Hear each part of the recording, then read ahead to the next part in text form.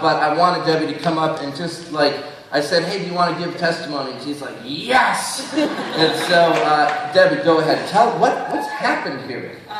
Something huge. I told Steve I was going to take a lap at the end of this. A glory lap. Yeah. As you all know, I've been going through breast cancer. I finished chemo, and my doctor ordered an MRI. And a week before that, I actually came to a prayer night here, and I just said, God, I'm just going to ask for that big thing, not just for a little bit of this tumor to be gone. I want to just have this MRI be clear. And we gathered right here and prayed for that. And the next week, I had it done. 2 days later, my surgeon called me, I love him, but he's very reserved, very cautious in what he says. Even if Jesus came down, he would be like, oh, that's great. He's excited. I know it's great. He's like, okay, are you ready? You're going to be jumping up and down. He said, I got your MRI results back, and there is no cancer anywhere.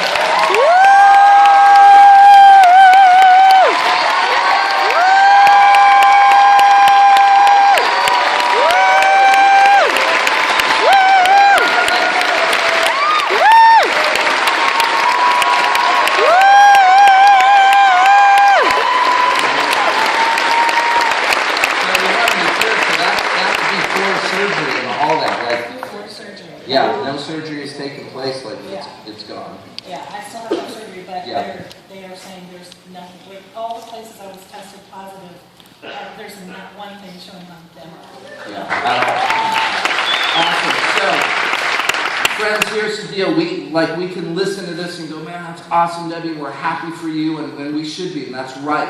But you gotta let that penetrate your heart. You've got to let that penetrate your heart for yourself, for people, friends that you know, people that are going through it. God does this. God does this, and He does it by Himself, and He does it with doctors, but God heals people from cancer.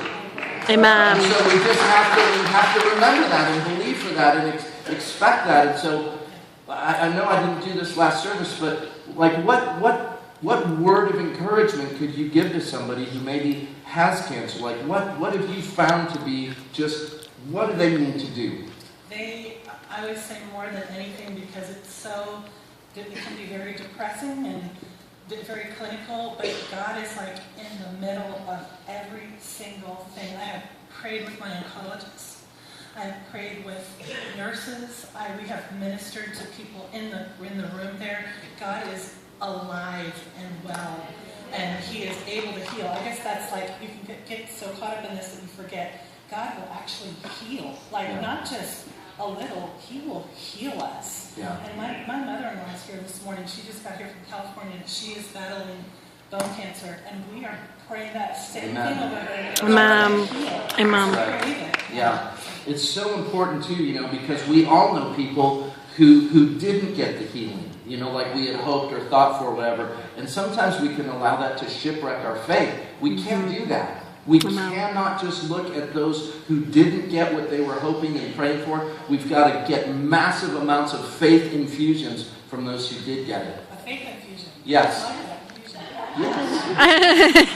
Faith infusion. With prescriptions. Oh.